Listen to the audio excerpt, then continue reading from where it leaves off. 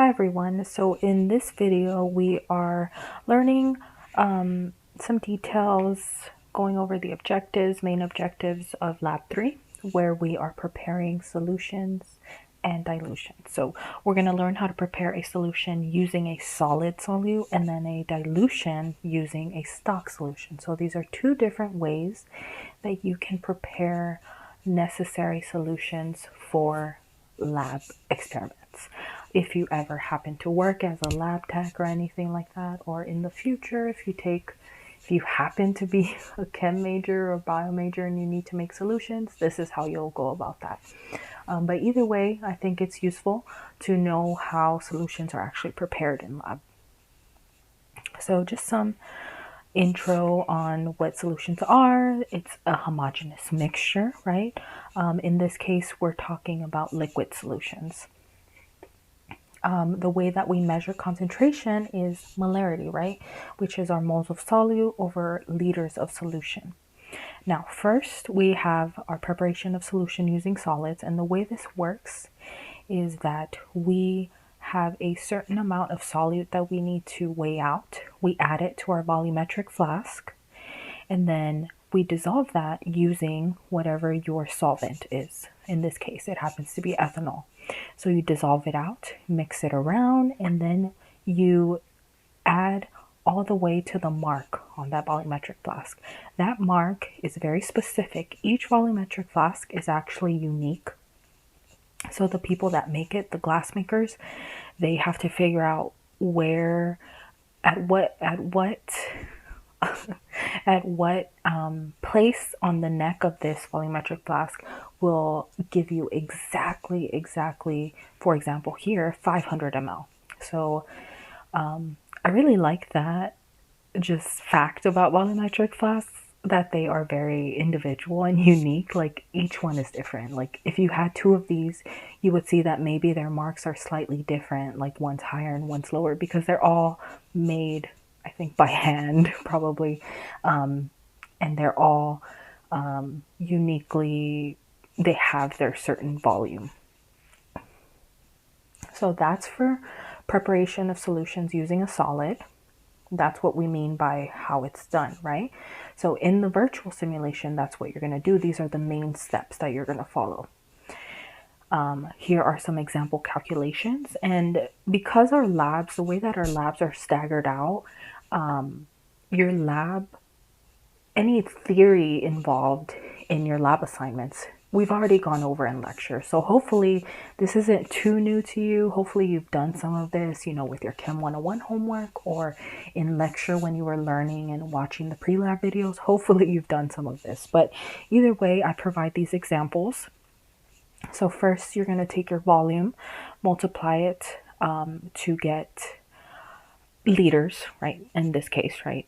But let's say you're already starting with liters, you wouldn't have to do that. But anyway, you're trying to prepare 250 ml of a 1 molar solution of these ions. So you convert your ml to liters. Now you can use those liters to multiply against your molarity, which is 1 molar. So 1 mole over a liter, that cancels out the liter and you get moles.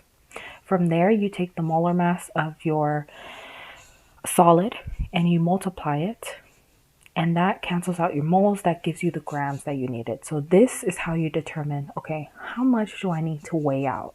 And then you can make your solution. So that's part one. Part two is when you're preparing a dilution. So the easiest way I like students to think of dilutions is think of whenever you have a really sour and very sweet lemonade.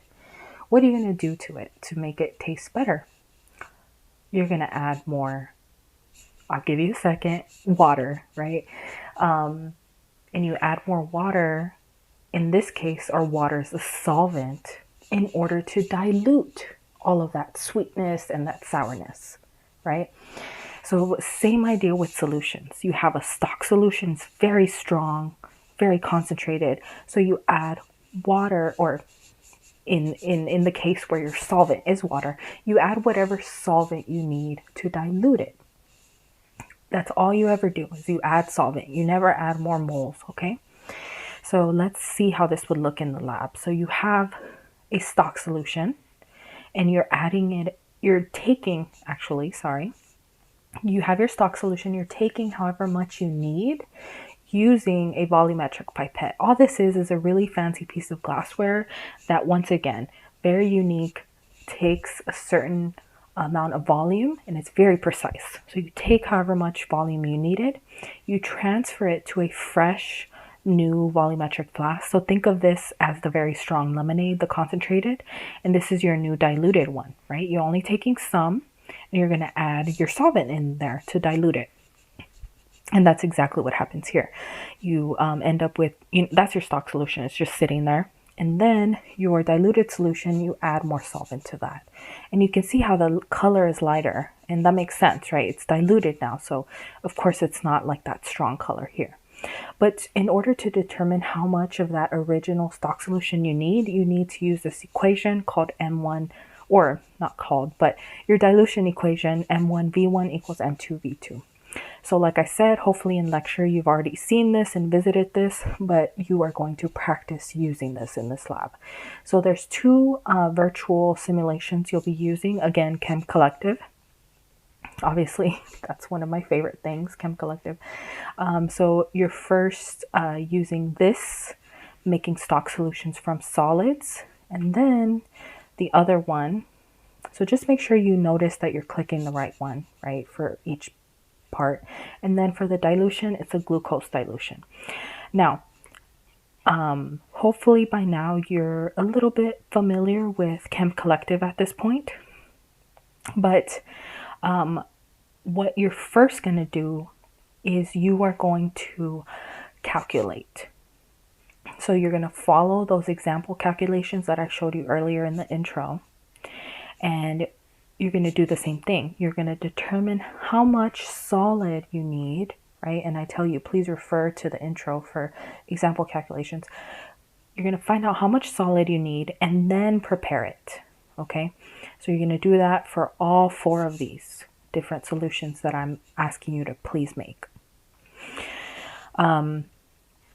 You're going to show your calculations, and then you can go into ChemCollective and make those solutions. There's nothing really new about ChemCollective that you are doing. You're adding a solid to your glass, but just to make sure everybody's on the same page, I'm going to quickly show you how this would look. So for example, I'm going to do, and I'm not, I don't really know what I'm making right now. I'm just showing you how it actually works. So, just an example visually. So let's say I figured out, okay, I need 5 grams of NaCl, right?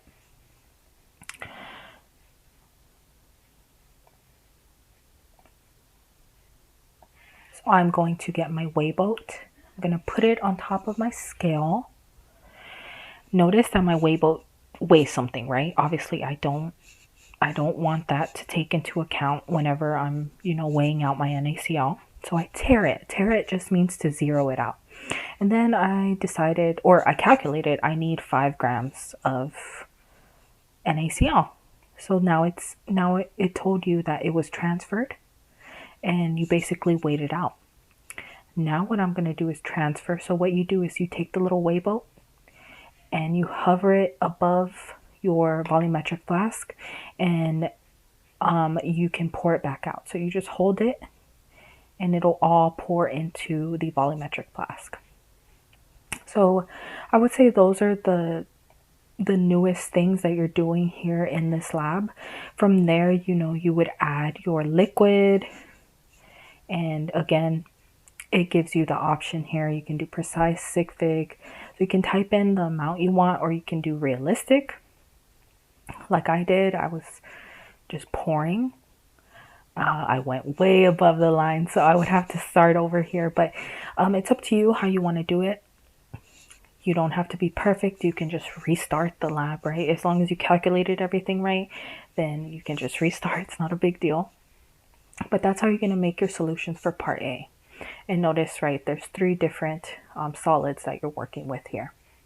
Okay, so now let's go back to our part B.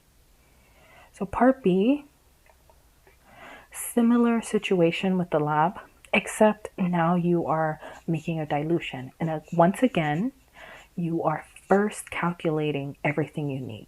Okay, so first perform the calculations and then go to your lab. Similar to what we just did with the solid, you're going to be transferring a volume instead of that solid into a clean volumetric flask. So you'll be taking your solution directly to your volumetric flask. So I'll let you play around with that, let you try that out. If you do have any questions, just let me know as always. But I like to leave, I don't want to give you, like, I don't want to ruin it for you, right? I like to allow students to explore these virtual labs because that's what you would be doing, like if this was an in-person lab, for example. So how does the data collection look? First, you're going to write your dissociation equations, how these dissolve in water, and then you are going to give me all the information that you calculated. So this, you can fill it out once you've completed all your calculations. So I would recommend first calculating everything, and then you're like, oh, okay, I calculated the moles. Let me plug that in right there. And just make sure to include all units. You are also going to screenshot those 4 prepared solutions. So I just want to know that for sure you calculated and performed and prepared those solutions, okay? So I'll give you a lot of space there. Once again, I want you to show me the calculations for you preparing that dilution in part 2, and then screenshot that prepared dilutions. And then finally, just some follow-up questions. Show all calculations for these different exercises that I included here. So as always, let me know if you have any questions. I'm here to help.